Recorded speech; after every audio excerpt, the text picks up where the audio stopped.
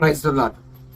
ఈరోజు మరి ముఖ్యంగా మీకు కుటుంబానికి సమాధానము, సహకారము, మీ కష్టాలు, బాధలు, వ్యాధులు సమస్తము అయిన శోధన నుంచి నా ప్రభువు మిమ్మల్ని విడిపించునుగాక. యేసుక్రీస్తు రక్తము మన సమస్త దోషములను ఆయన కడిగివేసి నీతిమంతులుగా తీర్చునుగాక. తండ్రి సమాధానము, శాంతి మనందరికీ అందించునుగాక. ఆమేన్. ముందుగా నా హృదయపూర్వక వందనాలు తెలియజేస్తున్నాను. ఈరోజు ముఖ్యంగా మరి ఏంటయ్యా అంటే అంశము మనం చూస్తే జ్ఞానము వీధుల్లో కేకలేస్తుంది. జ్ఞానము అనేది ఇతరులకి వెరితనముగా ఉన్నది అని మనము సామెతల గ్రంథాన్ని ఒకసారి మనం చూస్తే, సామెతల గ్రంథములో మొదటి అధ్యాయము 20వ వచనములో జ్ఞానము వీధుల్లో కేకలేస్తుందట. జ్ఞానము వీధుల్లో కేకలేయటం ఏంటి? ఎలాగా సాధ్యము? ఎలాగా జ్ఞానము వీధుల్లో కేకలు వేయటం ఏంటంటే, ఇప్పుడు బహిరంగ కూటాలు, గృహ కూటాలు, నేమ కూటాలు అని రకరకాలుగా దైవజనుడు కష్టముతోనూ ప్రయాసతోనూ అనేక రకాలుగా ప్రయత్నాలు చేస్తూ మరి మైకు శబ్ద యంత్రాలు పెట్టుకొని దేవుని వాక్యమును వెదజల్లటము, దేవుని వాక్యమును మాట్లాడుతూ ఉన్నప్పుడు ఇప్పుడు వీధి కూటాలు, కొన్ని సందర్భాలలో బహిరంగ సభలు, మరి కొన్ని సందర్భాలలో వీధి కూటాలు ఎవరో పెట్టిస్తారు. మా ఇంటి దగ్గర పెట్టన్నా, మేము మరి క్రీస్తుని నమ్ముకొని 8 సంవత్సరాలైంది, మరి కృతజ్ఞత కూడిక, మరి మేము ఇలాగా మమ్మల్ని దేవుడు కాపాడి గత సంవత్సరం అంతా కూడా ఆయన రెక్కల కింద మమ్మల్ని భద్రపరిచాడు కాబట్టి మేము కృతజ్ఞత కూటమును పెట్టుకోవాలని ఉన్నాము. మరి మా యొక్క వీధిలో, మా యొక్క సమాజంలో ప్రజలు కూడా మరి దేవుణ్ణి తెలుసుకుంటారేమో అని చెప్పి కొందరు కృతజ్ఞత కలిగి దేవుడు వారికి చేసిన మేలును బట్టి వారు ఏం చేస్తారంటే దైవ సేవకుని ఆహ్వానించి, కొందరు కృతజ్ఞతాహీనులు ఉంటారండి, వాళ్ళ గురించి చెప్పట్లేదు, చేసిన మేలు మర్చిపోయి దేవుడు చేసిన ఆ యొక్క సాక్ష్యాన్ని పంచుకోకుండా కొందరు స్వస్థత పొందుతారు, కానీ యూజన్ త్రో దేవుణ్ణి యూజ్ చేసుకుంటారు, దేవుడి కోసము ఖర్చుగారు. కొందరు ఆ జీవితాలు వారు అలాగనే ఉంటాయి. ఇంకా వాళ్ళ బతుకుల్లో మార్పు ఉండదు. ఫస్ట్ వారే సరిగ్గా మారడు, పక్కన వాళ్ళు ఏం మార్చుకుంటారు, పక్కన వారే సరిగ్గా మార్పు చెందని పరిస్థితి. నేను ఎందుకు ఈ మాట అన్నా అంటే, కొందరిని మనం చూస్తాం అప్పుడప్పుడు మన చేత దేవుని యొక్క పాత్రలుగా ఆయన చేసినప్పుడు ఆయన ఒక మాట అన్నాడు మత్తయి సువార్తలో. ఏమన్నాడు? నేను చీకటిలో మీకు చెప్పినది మీరు వెలుగులో చెప్పమన్నాడు. ఏంటి దాని అర్థం, దాని భావన అంటే సాక్ష్యం. దేవుడు మనకొక క్రియ, మన దేహం మీద ఒక క్రియ జరిగింది అంటే స్వస్థత కలిగింది. దాన్ని దేవుడు ఏం చెప్పమన్నాడు? నేను బాగు చేశాను, నేను స్వస్థపరిచాను. మరి తెలియజేస్తే మరికొందరు ఆ యొక్క కష్టములు, ఆ యొక్క వ్యాధిలో ఉన్నవారు తెలియజేసినప్పుడు వారు బలపడటమే గాక వారు కూడా నా యందు నమ్మిక ఉంచి వారు కూడా స్వస్థత పొందే అవకాశం ఉంటుంది, వారు కూడా నా బిడ్డలుగా తీర్చబడే అవకాశం ఉంటుంది అని ఒక దైవ సేవకుడి మీదనే ఉండకూడదు భారం. విశ్వాసి ఏం కావాలంటే దైవజనుడు ఎలాగైతే కష్టముతో, ప్రయాసాలతో, తరుసు జాగరములతో, ఉపవాసాలతో, నానా విధమైన యాతనలతో, విజ్ఞాపనలతో, ప్రార్థనలతో ఉన్నాడో అలాగా దైవజనుడు కొలతలోకి ట్రాన్స్ఫర్ కావాలి ఒక విశ్వాసి. ఎప్పుడు చూసినా ఎబ్రీ పత్రిక 5:12 వచనంలో కాలము బట్టి చూస్తే మీరు ఇంకా పసిపిల్లలాగానే ఉన్నారు, దేవోత్తులలో మూలపాఠాన్ని మరొకరు మీకు బోధించాల్సి వచ్చింది అని అంటాడు. కాలమును బట్టి చూస్తే ఇంకా పాలు తాగే వాళ్ళలాగానే ఉంటారట. ఎబిరి పత్రికలో చెప్తున్నాడు భక్తుడు, కాలమును బట్టి చూస్తే ఇంకా పసిపిల్లలాగానే ఉన్నారు. ఇంకా ఎంతకాలము పాలు తాగే వాళ్ళలాగా ఉంటారు. ఘన పదార్థం తినరా, ఆహారాన్ని తినరా. పసిపిల్లల వాళ్ళు మనస్తత్వం కలిగి ఇంకా అదే పరిస్థితి. అది కాదు దేవుడు కోరుతుంది. నీవు పాలు తాగే నీవు ఘన పదార్థాన్ని భుజించాలి. నీవు దైవ సేవకుడు ఎలాగైతే నానా విధమైన కష్టములతోనూ, యాసనలతోనూ, విజ్ఞాపనలతోనూ, ప్రార్థనలతోనూ ఎలాగైతే ఉన్నాడో అలాగ నీవు కూడా ఇతరులకి ఎలుగుగా మారాలని కోరుతున్నాడు దైవ సేవకుడు. అలాగనే భగవంతుడు కూడా కోరుతున్నాడు. ఏమని? తన బిడ్డగా సంపూర్ణంగా తీర్చబడాలని. ఎంతసేపు దైవజనుడు హస్తమ కోసమే కాదు, నీవు దైవ సేవకుడు వలె నీవు కూడా ఇతరులకి ఎలుగుగా మారాలనేదే నా సడలని విశ్వాసం, నా ప్రగాఢ విశ్వాసం. నీవు ప్రార్థన చేస్తే అనేక జీవితాలు మార్పు చెందాలి. నీవు ప్రార్థిస్తే అనేక జీవితాలు కట్టబడాలి. త్రాగుబోతులు మార్పు చెందాలి. భయంకరమైన మరి ఆ తీవ్రవాదంలో ఉన్నవారు కూడా, రౌడీ స్పీకర్లు కూడా నీవు వారితో మాట్లాడినప్పుడు పొడవపడాలి. అది ఎప్పుడు చూసినా పసిపిల్ల మనస్తత్వం ఉండకూడదు. ఉంటే రేపటి దినాన నీ యొక్క స్థితి, నీ యొక్క సీటు ఎక్కడ ఉంటుందో తెలుసా? పరలోకంలో కూడా కొన్ని అధికారపరమైన పద్ధతులు ఉన్నాయి. పరలోక రాజ్యంలో కూడా కొన్ని జాబు వాల్స్ ఉన్నాయి. భూమి మీద ఎలాగ ఉన్నాయో పరలోకంలో కూడా కొన్ని స్థాయిలు ఉన్నాయి. మరి ఏ స్థాయిలో ఉండాలని కోరుకుంటున్నావో నీతో పరిశుద్ధాత్మ దేవుడు మాట్లాడుతున్నాడు. నా సహోదరి సహోదరులారా, మీ జీవితం ఎలాగుందో చూసుకోండి. నేను ఎందుకు ఈ మాటలు మాట్లాడుతున్నాను అంటే, జ్ఞానము వీధుల్లో కేకలేస్తుంది. ఈ జ్ఞానాన్ని చాలా మంది అసహించుకుంటున్నారు. ఈది కూటాలలో దైవ సేవకుడు ఎంతగా ప్రాధేయపడినా కనీసము ఒక్కరన్నా పాప క్షమాపణ నిమిత్తమైన బాప్తిసం పొందిన దాఖలాలు ఉన్నాయంటే లేవు. బహిరంగ సభలు పెట్టుకొని కూడా ఆ యొక్క సభలకి అర్థము పరమార్థము 3 రోజుల కోటాలైతే 3 రోజుల కోటాలలో కనీసము ఒక్కొక్క కోటానికి ఒకరన్నా మారు మనసు పొందారా, ఒకరన్నా పాప క్షమాపణ నిమిత్తమైన బాప్తిసం పొందితేనే కదా ఆ కూటానికి అర్థము పరమార్థము. వేల రూపాయలు ఖర్చు పెట్టి సంఘములో తిని తినక కష్టపడి విశ్వాసులు వారి యొక్క దైసం భాగమని వారు చెమటోర్చి కష్టము చేత వారు దశం భాగాలను తీసుకొచ్చి ఇస్తే ఆ యొక్క కూటాలు ఏదో చేసుకొని ఏదో ఆహారం తిని 3 రోజు 3 రాత్రులాగా ముగియకూడదు. కనీసం 3 కోటాలలో ఒక కోటానికి 3 కాడికి వేసుకున్నా 3 మారు మనసు పొందితే 3 ఒక కూటములో ఒక్కరన్నా బాప్తిసం పొందితే ఆ కూటానికి అర్థము పరమార్థము.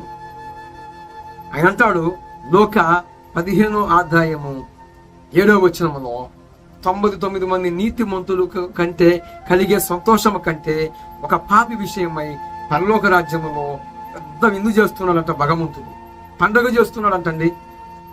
తెలుసా? ఒక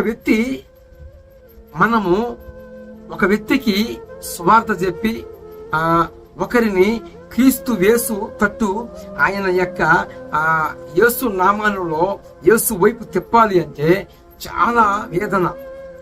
మీరు పడ్డారో పర్లేదు కానీ నేను పడ్డానండి. అనేక ఆత్మలని యేసు ప్రభు వైపు అంటే సత్యం వైపు మళ్లించడానికి ఒక స్త్రీ ప్రసన వేదన ఎప్పుడు ఎలాగైతే పట్టిద్దో అలాగా దేవుని సేవకునిగా నేను ఎన్నో సందర్భాలలో ఒక ఆత్మ కోసం ఆఖరికి ఆ ఆత్మ రావటానికి మళ్ళా ఆ మనుషుడు పోతాడేమో అని చెప్పి ఆ మనుషుడికి ఏదైనా పని ఉంటే ఆ పని మొత్తం కూడా నేనే పూర్తి చేసి ఆ పనిలో నేను కూడా పాలు పొందులు పొంది వారు చేస్తున్న ఆ కష్టంలో కూడా మరి ఆ కష్టం నుంచి వారిని తొందరగా బయటికి తీసుకురావాలని చెప్పి ఆ పనిలో నేను కూడా ఒక చెయ్యేసి వారిని త్వరగా మరి ఆ పనిని కార్యక్రమాన్ని ముగించుకొని త్వరగా తీసుకెళ్లి బాప్తిసం ఇచ్చిన దాఖలాలు చాలా ఉన్నాయండి. ఇది నేను చెప్పకుండానే, నేను చేయకుండా చెప్పట్లేదు. ఎందుకో తెలుసా, నేను ఒక స్త్రీ ఎలాగైతే ప్రసన్న వేద నొప్పులు పట్టిందో అలాగా ఒక పాపి కోసము, ఒక యేసు ప్రభువుని ఎరగని వాడు ఒక అసత్యములో ఉన్నవాడిని సత్యములోకి నడిపించడానికి అనేక రకాలైన ప్రసన్న వేద నొప్పులు పట్టాను. కొన్ని జీవితాలని వెలిగించాను. వారికి ఆ కృతజ్ఞత భావన ఉన్నా లేకపోయినా తండ్రి ఎదుట నాకు ఉంది గొప్ప బహుమానం.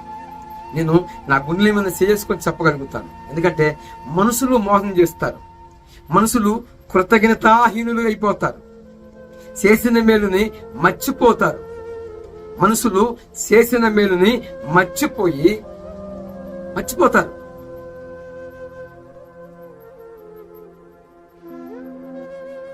మర్చిపోయే వాళ్ళ జీవితము అలాగనే ఉంటది. ఎందుకంటే కృతజ్ఞత భావన కలిగి ఎవరైతే చేసిన మేలుని గుర్తు పెట్టుకొని ఆ మేలు చేసిన ఆయనని ఆ తలపోసుకుంటూ ఫలాని విషయంలో నాకు ఇలాగా నీవే సహాయపడకపోతే, ఫలాని విషయంలో ప్రతి సమస్యలో ఎవరో ఒకరు మనకి సహాయపడతారు, మనము ఇతరులకి సహాయపడతాం. కానీ మన ద్వారా లబ్ధి పొందిన వారు కానీ, మనం ఇతరుల ద్వారా లబ్ధి పొందిన వారు కానీ కృతజ్ఞతాహీనత కలిగి ఉన్నట్లయితే ఆ యొక్క కృతజ్ఞత భావానికి ఏం జరిగింది అంటే వాళ్ళ పరిస్థితులు, వాళ్ళ జీవితాలు అలాగనే ఉంటాయి. రేపు దినాన తండ్రి ఎదుటికి పోయినప్పుడు ఫలానా సందర్భంలో నీకు ఎలాగ మేలు చేస్తే నీవు ఆయనకి కీడే చేశావు, నీకు ప్రాణ పరిస్థితిలో ఉండి నీకు అనేక రకాలైన నీ వద్ద ఉన్న అది ఆస్తి కావచ్చు, మరి ఏదన్నా ఏది రకాలైనా కానీ నీకు సపోర్ట్ చేసి అతను తన సాయశక్తులాగా పోరాడి ఆర్మీగా ఒక్కడే పోరాటం చేస్తే తనని మర్చిపోయావు నీవు అని రేపొద్దున అక్కడ అడుగుతాడు. ఈరోజు చాలా మందికి బాప్తిసం ఇస్తున్నాం, చాలా మంది కొందరే కృతజ్ఞత కలిగిన భావాన్ని ఎత్తపరుస్తున్నారు. మరి కొందరు ఆనాడు యేసు ప్రభు కాడికి సుమారు మించు 10 మంది వచ్చారు. 10 మంది వస్తే 10 మందిలో 9 మంది పోతారు, మార్గములోనే స్వస్థ పొందుతారండి. యేసు ప్రభు కాడికి వస్తారు, 10 మంది కుష్ఠరోగులు వస్తారు, 10 మందిలో 9 మంది కృతజ్ఞతాహీనులైపోతారు. ఒక్కడు తిరిగి వస్తాడండి. ఏమి ఆ 9 మందికి జరగలేదా? జరిగింది. వాళ్ళు శుద్ధులైపోయారు, వాళ్ళు పోతుండగానే శుద్ధులైపోయారు, స్వస్థత పొందారు. కానీ ఈ 9 మంది తిరిగి వచ్చినట్లుగా లేదండి. ఒక్కడే పాపం ఒకడు వచ్చి యేసుకి కనపరుచుకుంటాడు. బోధకుడా, నువ్వు చెప్పిన ప్రకారముగా నేను శుద్ధులయ్యాను, నాతో ఉన్నవారు కూడా శుద్ధులయ్యారు, కానీ మరి వాళ్ళు బాగు చేయబడ్డారు, కానీ మరి నేను వచ్చాను అంటే అంటాడు బోధకుడు. ఎంత విశ్వాసమైన మాట పలుకుతాడండి. ఆ 9 మంది ఎక్కడా? నువ్వు అక్కడవే తిరిగి వచ్చావా అన్నాడు. సువార్తలో ఉంది కాబట్టి, మత్తయి సువార్తలో ఉంది. నా ప్రియ సహోదరులారా, జ్ఞానము వీధుల్లో కేకలేస్తుంది. జ్ఞానాన్ని అసహించుకుంటున్న వారులారా, సామెతల గ్రంథము మరి 1వ అధ్యాయము 26వ వచనములో 20వ వచన కాడ నుంచి మనం స్టడీ చేస్తే 26వ వచనంలో అంటాడు, మీ మీదికి పెను తుఫాను వలె మీ మీదికి వచ్చినప్పుడు నేను నవ్వేదను. మీకు కష్టము, దుఃఖము, వ్యాధులు ప్రార్థించినప్పుడు నేను నవ్వేదను. ఎందుకంటే నా దాసుడు వీధుల్లో కేకలేస్తూ నా నిమిత్తము నన్ను గురించి వేసే దేవుడు అని చెబుతుంటే మీరు నవ్వుకున్నారు కదా. మీ మీదికి కష్టము, శ్రమ, తుఫాను వలె మిమ్మల్ని నావలిచ్చినప్పుడు మీరు వేరుస్తారు, మీరు ఏడుస్తారు, మీరు దుఃఖిస్తారు, రోధిస్తారు, భగవంతుడా, దేవుడా, నీ ఉండవా అని ఎక్కులు పట్టి ఏడుస్తారు. ఆ రోజున, ఆ క్షణమున నేను నవ్విదను, నేను నవ్వుతాను అంటున్నాడు దేవుడు కూడా. మరి ఈదు కూటాలు పెట్టినప్పుడు, సమాజ కూటాలు పెట్టినప్పుడు, బహిరంగ సభలు పెట్టినప్పుడు దైవజనుడు మొత్తుకుంటూ ఉంటే శబ్దవేంతరంలో ఎంతమంది నవ్వుతారో, ఆ అరుగుల మీద కూర్చొని ఆయా ప్రాంతాలలో, ఆయా వారి యొక్క స్థలాల్లో ఉండి ఎంతమంది నవ్వుతారో. కానీ భగవంతుడు అంటాడు, నీకు శ్రమ, కష్టము ప్రార్థించినప్పుడు నేను కూడా నవ్విదను. భగవంతుడు కూడా నవ్వుతాడంటండి. నీకు ఎంతైనా కానీ, ఉన్నా లేడన్నా కానీ భగవంతుడికి నువ్వు మొరపెట్టాల్సింది ఏదో ఒక టైంలో. అప్పుడు అంటాడు భగవంతుడు, నా దాసుడు చెప్పినప్పుడు నేను వినలేదుగా, కాబట్టి నేను నవ్విదను అన్నాడు. కాబట్టి జ్ఞానం ఏమై ఉన్నది? విధుల్లో కేకలుస్తుంది. కృతజ్ఞత కలిగిన మనస్తత్వం కలిగిన వాడు ఒక్కడే తిరిగి వచ్చాడు. ఈ రోజున చేసిన మేలు మర్చిపోవచ్చు, ముందు చూపు చూసుకొని మరి జరగబోయేదాన్ని వదిలిపెట్టుకోవచ్చు. కానీ కృతజ్ఞత భావన, చేసిన మేలు ఎవరిలైతే ఉంటుందో వాళ్ళు వర్ధిల్లుతారు. అంతకంతకి వర్ధిల్లి అనేకులకి వెలుగుగా చేస్తాడు భగవంతుడు.